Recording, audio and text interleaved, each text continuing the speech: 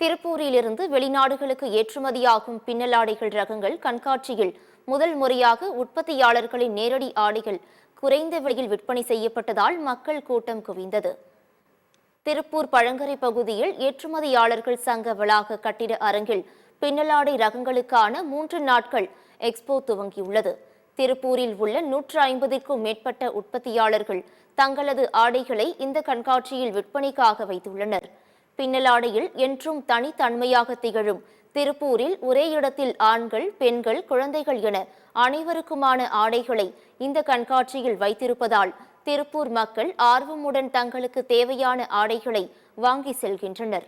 வெளிநாடுகளுக்கு ஏற்றுமதியாகும் ஆடைகள் இந்த கண்காட்சியில் கிடைப்பதும் அதுவும் குறைந்த விலையில் கிடைப்பதும் முக்கியத்துவம் வாய்ந்தது என்கின்றனர் உற்பத்தியாளர்கள். எக்ஸ்போ குறித்து பேசிய உற்பத்தியாளர் யசோதா, முதல் முறையாக திருப்பூரில் நடைபெறும் திருப்பூர் உற்பத்தியாளர்களின் நேரடி விற்பனை எக்ஸ்போவில் 5 கோடி வரை வர்த்தகம் நடைபெறும் என எதிர்பார்க்கப்பட்டு வருகிறது என்றும் தெரிவித்துள்ளார்.